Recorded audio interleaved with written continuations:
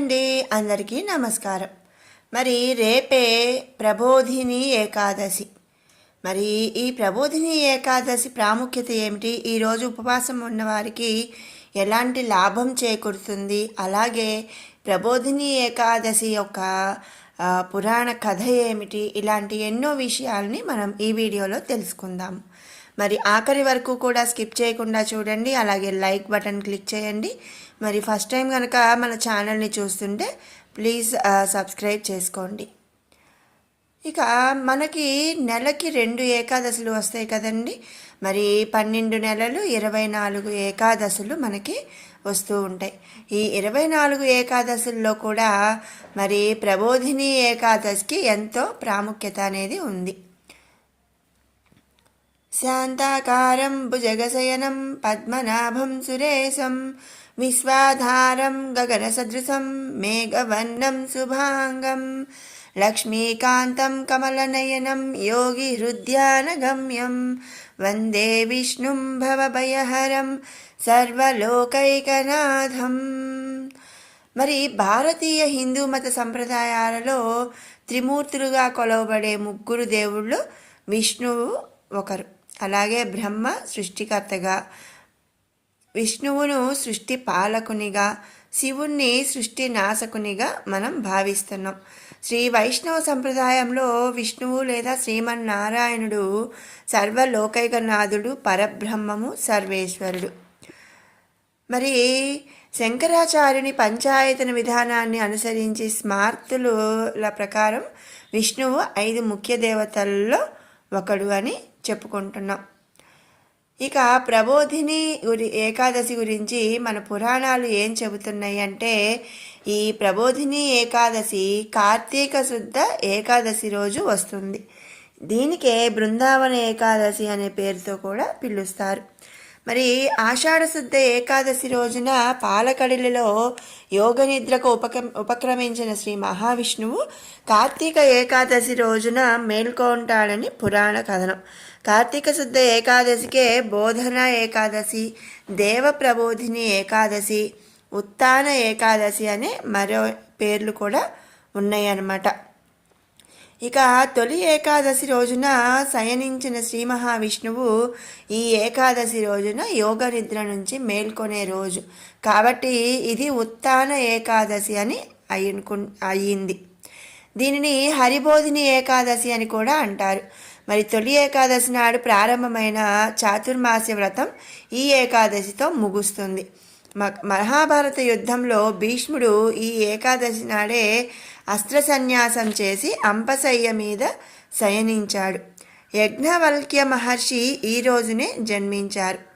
ఈ రోజున గనక ఉపవాసం ఉండి విష్ణువును పూజించి రాత్రి జాగరణ చేయాలి. మర్నాడు ద్వాదశి ఘడియలు ఉండగానే విష్ణు పూజ చేసి పారణ చేసి వ్రతాన్ని ముగించాలి.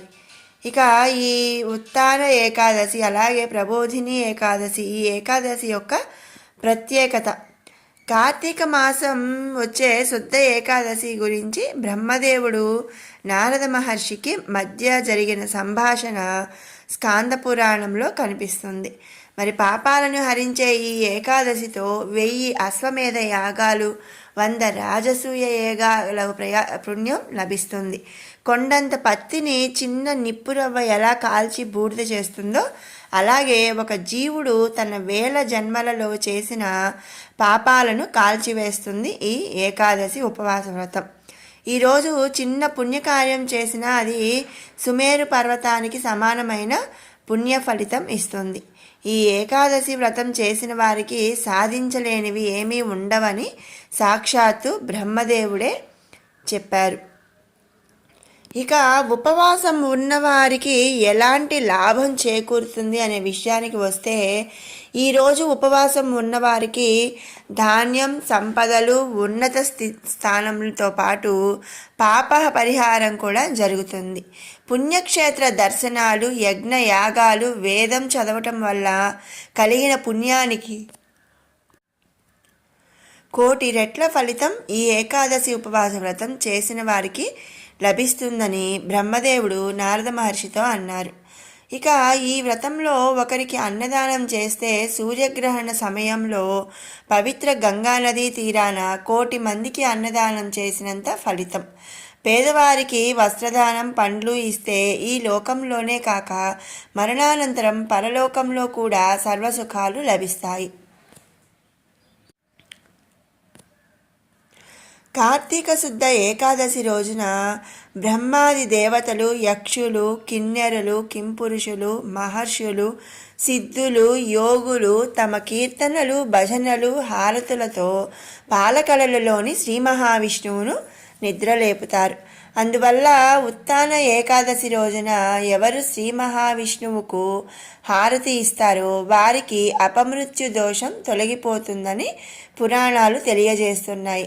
కాబట్టి విష్ణుమూర్తికి హారతి ఇవ్వాలి. అలా కుదరకపోతే దేవాలయానికి వెళ్ళి అక్కడ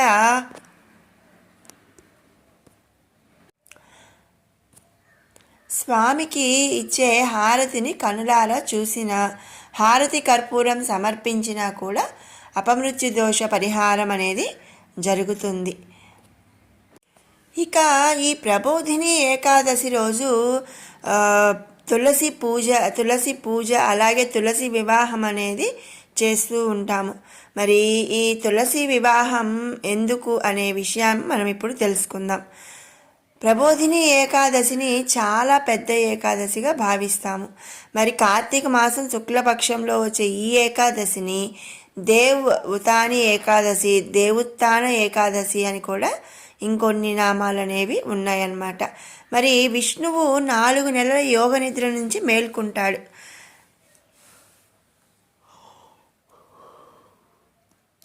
ఈ రోజున శ్రీ మహావిష్ణువు శాలిగ్రామ స్వరూపమైన తులసితో వివాహం కూడా జరుగుతుంది. తులసి మహావిష్ణువుకు చాలా ప్రీతికరమైనది. నిద్ర నుండి మేల్కొన్న తర్వాత విష్ణువు మొదట తులసి పిలుపును వింటాడు. ఈ కారణంగా ప్రజలు కూడా ఈ రోజున తులసిని పూజిస్తే కోరికలు నెరవేరుతాయని అంటారు. తులసిని శాలిగ్రామంతో వివాహం చేసుకోవడానికి గల కారణం, తులసి వివాహం ప్రాముఖ్యత మనం ఇప్పుడు తెలుసుకుందాం. శివపురాణం ప్రకారం శివుని కోపం కారణంగా ఒక తెలివైన రాక్షస బాలుడు జన్మిస్తాడు. అతనిని దైత్యరాజ్ జలంధరుడు అని పిలుస్తారు. ఈ జలంధరుడు బృందాని వివాహం చేసుకున్నాడు. బృంద సత్ప్రవర్తన గల స్త్రీ. జలంధరుడి భార్య పవిత్రత నశించినంత వరకు ఆయన చనిపోవడని వరం ఉంటుంది. దీంతో అతను తన శక్తితో స్వర్గాన్ని జయించాడు. ఒకరోజు కైలాస పర్వతం చేరుకున్నాడు. అక్కడ శివుడిని చంపేందుకు ప్రయత్నించాడు. శివునిలో భాగమైనందున అతను శివునిలాగా శక్తిమంతమైనవాడు. అలాగే అతను బృందా పవిత్రత శక్తిని కలిగి ఉన్నాడనమాట. దీనివల్ల శివుడు కూడా అతన్ని చంపలేకపోయాడు. అప్పుడు దేవతలందరూ విష్ణువును కోరారు. ఆ తర్వాత విష్ణువు జాలంధరుడి వేషంలో బృందాకి చేరుకున్నాడు. బృంద అతనిని తన భర్తగా తప్పుగా భావించి భక్తితో ప్రవర్తించడం ప్రారంభించింది. దీని కారణంగా ఆమె పవిత్రత పోతుంది. ఇది జరిగిన వెంటనే బృందా భర్త జలంధరుడు యుద్ధంలో ఓడిపోయి చనిపోతాడు. విష్ణువు లీల గురించి తెలుసుకున్న బృందాకి కోపం వచ్చి విష్ణువును రాయిగా ఉండమని శపించింది. దీని తర్వాత విష్ణువు రాయి అయ్యాడు. మరి దేవుడు రాయిగా మారటంతో విశ్వంలో అసమతుల్యత ఏర్పడింది. దేవతలందరూ బృందాన్ని చేరుకొని విష్ణువును శాపం నుండి విముక్తి చేయమని ఆమెను కోరుతారు. అప్పుడు బృంద అతనికి శాపం నుండి విముక్తి కలిగించి తనను తాను కాల్చుకుంది. బృందాని చనిపోయిన చోట తులసి మొక్క పెరిగింది. అప్పుడు శ్రీ మహావిష్ణువు, బృందా, నీ పతివ్రత వల్ల నువ్వు నాకు లక్ష్మీ కంటే ఎక్కువ ప్రీతిపాత్రమయ్యావు అని విష్ణువు చెప్పాడు. నీ శాపాన్ని తీర్చడానికి నాలో ఒక రూపం రాతి రూపంలో భూమిపై ఉంటుంది. అది శాలిగ్రామంగా పిలువబడుతుంది. నా ఈ రూపంలో నువ్వు ఎప్పుడూ నాతోనే ఉంటావు.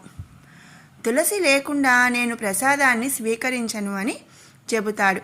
ఇక తులసి వివాహం ప్రాముఖ్యత. తులసి కళ్యాణం చేయటం వల్ల ఆడపిల్లను దానం చేసినంత పుణ్యం లభిస్తుందని నమ్మకం. ఇప్పటి వరకు కన్యాదానం చేయకుంటే తులసి కళ్యాణం చేసి ఈ పుణ్యాన్ని పొందవచ్చు. అంతేకాకుండా తులసి కళ్యాణ క్రతువులను నిర్వహించే భక్తులకు మోక్షం లభిస్తుంది. వారి కోరికలన్నీ శ్రీ మహావిష్ణువు దయతో నెరవేరుతాయి. వైవాహిక జీవితంలో వచ్చే అడ్డంకుల నుండి కూడా విముక్తి ఇస్తుంది. మరి ప్రబోధిని ఏకాదశి రోజున తులసి వివాహం చేయటం, తులసి పూజ చేయటంతో పాటుగా మరొక ప్రత్యేక చెట్టుకు కూడా పూజలు చేస్తే ఎంతో మంచి జరుగుతుందని అంటున్నారు. మరి ఆ చెట్టు ఏమిటి అంటే కదంబ వృక్షం, అదే కడిమి చెట్టు అని కూడా అంటారు. ఈ ప్రబోధిని ఏకాదశి నాడు కదంబ వృక్షం లేదా కడిమి చెట్టును పూజిస్తే చాలా మంచిది అని మన పురాణాలు చెప్తున్నాయి. మరి మత విశ్వాసాల ప్రకారం ముఖ్యంగా కదంబ వృక్షం శ్రీకృష్ణుడికి చాలా ప్రీతికరమైనది. శ్రీకృష్ణుని కోసం ఎంతో ఆశగా ఎదురు చూస్తున్న గోపికలు కృష్ణుడు కనిపించకపోవటంతో తల్లడిల్లిపోయారని, కృష్ణుడు వారికి కదంబ వృక్షం కింద వేణువు వాయిస్తూ కనిపించారని చెబుతారు. కృష్ణుడికి కదంబ వృక్షం అంటే ఎంతో ఇష్టమని, అందుకే కదంబ వృక్షానికి బొట్టు పెట్టి పూజలు చేస్తే పుణ్యఫలం లభిస్తుందని పురాణాలు చెబుతున్నాయి. ఇక ప్రబోధిని ఏకాదశి రోజు కదంబ వృక్షానికి పసుపు రాసి బొట్టు పెట్టి పుష్పాలను సమర్పించి పూజిస్తే మంచి జరుగుతుందని చెప్తారు. ఇలా కదంబ వృక్షాన్ని పూజించడం వల్ల జీవితంలో సుఖశాంతులు, ఐశ్వర్యం లభిస్తాయని చాలామంది ప్రగాఢంగా విశ్వసిస్తారు. అందుకే కార్తీక మాసంలోని ప్రబోధిని ఏకాదశి నాడు ఖచ్చితంగా కదంబ వృక్షాన్ని పూజించండి. జీవితంలోని కష్టాలు తొలగిపోవడమే కాకుండా సుఖశాంతులు కలుగుతాయి. అలాగే సంతోషంగా జీవితం సాగుతుంది. ఉత్తాన ఏకాదశి రోజున చేయవలసిన దానాల విషయానికి వస్తే బియ్యం, గోధుమలు, మొక్కజొన్న, మినుము, ఉసిరి, బెల్లం దానం చేయటం చాలా శ్రేయస్కరం. అంతేకాదు ఈ రోజున వస్త్రదానం కూడా చేస్తారు. ఉత్తాన ఏకాదశి రోజున పసుపు బట్టలు దానం చేయవచ్చు. ఈ ఏకాదశి రోజున బత్తాయి, చెరకు, అరటి పండ్లు ఇలా అన్ని కాలానుగుణ పండ్లను దానం చేయటం ప్రయోజనకరంగా పరిగణించబడుతుంది. ఈ వస్తువులను దానం చేయటం ద్వారా శ్రీ మహావిష్ణువు సంతోషిస్తాడు. ఇక ఇంట్లో ఆనందం, శ్రేయస్సు ఉంటుంది. మరి ఉత్తాన ఏకాదశి రోజున మురళి, పసుపు, నెమలి ఈకలు, శంఖం మొదలైన వాటిని దానం చేయడం శుభప్రదం. ఈ రోజున దానం చేసే సమయంలో తాము చేసే దానం గురించి ఎవరికీ చెప్పవద్దని గుర్తుంచుకోండి. ఎందుకంటే దానాలు వీలైనంత రహస్యంగా చేయాలి. మరి దీనినే కుడి చేతితో చేసే దానం ఎడమ చేతికి కూడా తెలియకూడదు అని పెద్దలు చెప్పారు. అదే సమయంలో ఈ పవిత్రమైన రోజున ఈ వస్తువులన్నింటినీ దానం చేస్తే ఆర్థికంగా ప్రయోజనం చేకూరుతుంది. అలాగే జీవితంలో దేనికి కూడా లోటు ఉండదు. మరి తెలుసుకున్నారు కదండి ఉత్తాన ఏకాదశి, అదే దాని గురించి విషయాలను. మరి ఆ రోజు ఏమి చేయాలి ఏంటి అనేది ఎన్నో విషయాలు మనం ఈ వీడియోలో తెలుసుకున్నాం కదా. మీకు ఈ వీడియో నచ్చినట్టయితే లైక్ చేయండి, షేర్ చేయండి. అలాగే మరిన్ని అప్డేట్స్ కోసం మన ఛానల్ని సబ్స్క్రైబ్ చేసుకోండి. Thanks for watching.